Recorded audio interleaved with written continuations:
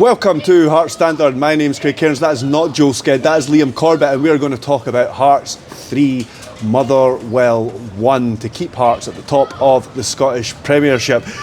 Liam, that was a bit of a mad second half. What were your thoughts on the game overall? That was an emotional roller coaster.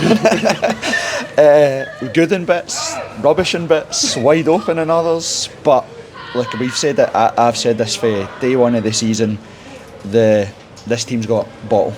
It's got a bottle, and it's something that we've cried out for seasons and seasons under different managers. As a team that just doesn't give up. They've wobbled a wee bit away from home recently, of course, but like Motherwell a good team, mate. Yeah, Motherwell a good team. And flashbacks to the last time as well, when they came that second half when they came with 3-0 up the last time. Yep.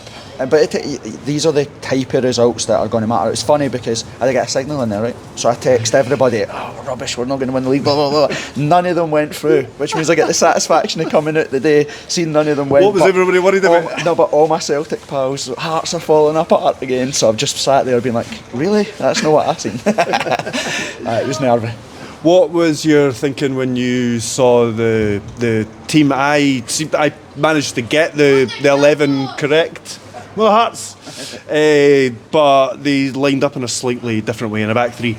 Aye, I think I've been saying all week I'd been Kazarides on the right. I've been kind of crying out for it. So is that to protect the right as much as for attacking wise? Aye, I think that, like you said, I think that we've maybe been a bit too defensively minded in our setup in the last couple of games, and I think today you've seen a real intent to try and go and be a bit more positive, a bit more attacking.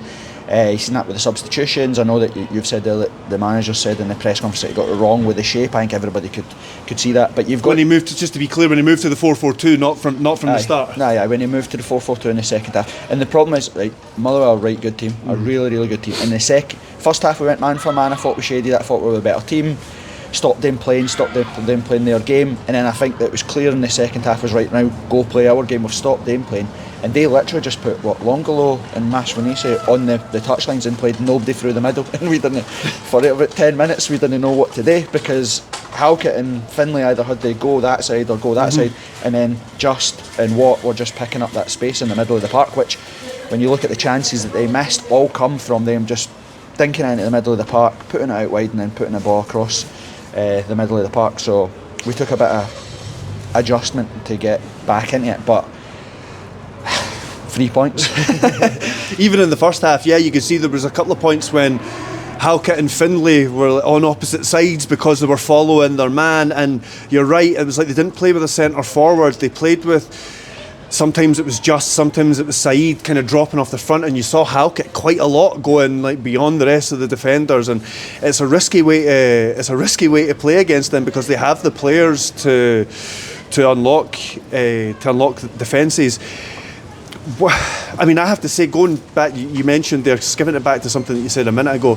You were texting your pals that like it's all gone nonsense. I was going to swear there.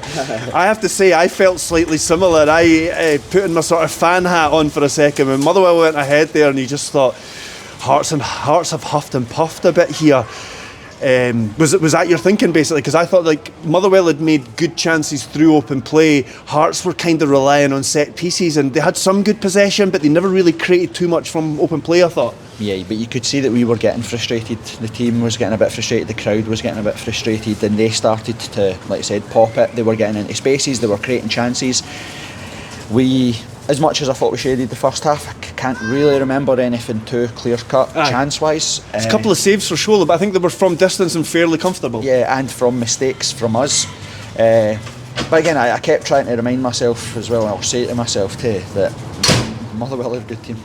Motherwell are a very, very good team. So there are points where you just have to deal with the fact that they're a very good team. And one of the things I think that highlights for me that, like, we all love Benny and Devlin, and they're great in that what they do in that role, but when you see Eliza Just and you see Watt on the ball, that I think that in the summer we need to be looking at players like that. Benny and Devlin are great at winning it, ratting it, passing it, but they're up and down the park, box to box all the time. They're a threat, and they're really creative too with their passes, their movements and stuff. So you've got to give credit to Motherwell. And then I think that the longer the game went on, the Halkett header, that chance, then we started to play the way I like Hearts to play. We were a bit more aggressive, a bit more direct, a bit more us, and then we started to create the chances, and for me, rightfully, get back into the game and then go on to win it.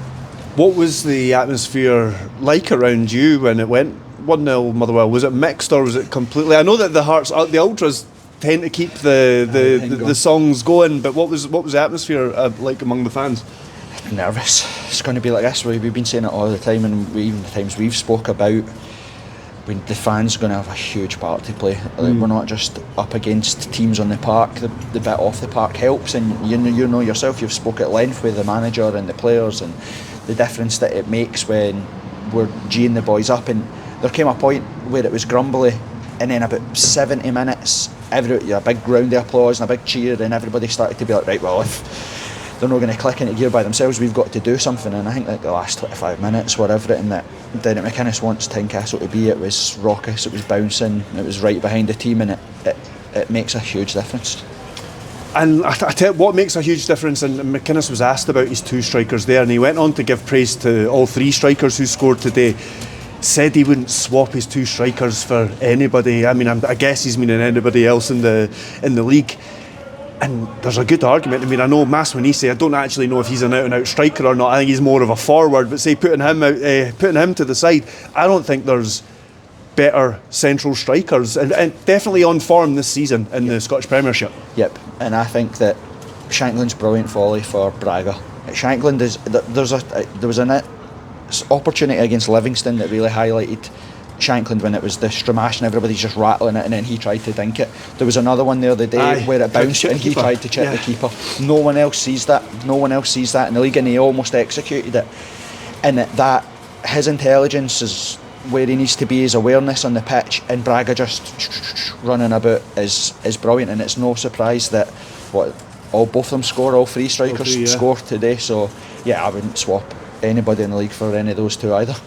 What were your thoughts on the penalty? Is a kick in the head in the box, even if the player's on the floor, is that a penalty? Jens Bertolascu said that Kabore was trying to dribble with his head. Yeah, well, I've said this lots and lots and lots. You can always tell by the reactions of the players.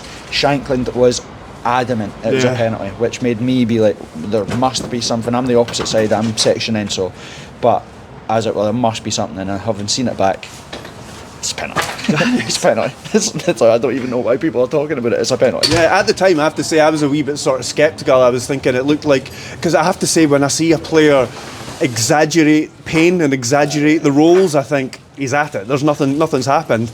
And then I thought, well, maybe he's been pulled back. Maybe the guy's had a hold of his shirt, because sometimes you don't see anything like that, and then they go have a look and they find something like that. But when you see it, it's just a clear kick in the head. It's clear as day. It is. And like I said, I was a bit in the ground. One, I didn't know why they were checking the first goal. You've just spoke about it there, about they were obviously checking who the ball had went off. But it was funny because Hearts TV played the replay in the stand, and everybody was like, what are you checking? It's clearly went in off. The replay stopped and said it was back. So it's clearly went on and off the Motherwell guy, and McInnes isn't interfering with play. So that one was a bit, I was like, alright, what's going on here? And then, like I said to my dad, when I seen Shankland's reaction, I was like, something's happened there. Something, but it went so long where there was no discussion, or then they obviously said, checking VR penalty. It was pretty quick and easy decision to make, and you kind of kick somebody in the head when they're in the ground. So Jake Hurst would have got a winner if it hadn't been for that. I mean, I think the game might have been anybody's. I think there might have been a winner in the game. Who knows who it would have been for? But I don't know. Did you have confidence that after Hearts got level that they were going to go ahead? I trust this team implicitly. We just talked about it there before we came on here about we begged for ages for a team to have bottle and substance about them, and this team does. I know everybody sometimes you can't see the wood for the trees, but we've just went the full 3 rounds of fixtures, top of the league. There's only 5 games left. And unbeaten at home. Unbeaten at home. Well, there's only 5 games left. This is beyond the Burley team. It's beyond anything that we've ever done before. So you've got to trust this team. There's been wobbles, like, don't get me wrong, Livingston wasn't good enough. I thought they were okay in spells against Livingston. Kilmarnock wasn't good enough. But now's the crunch time.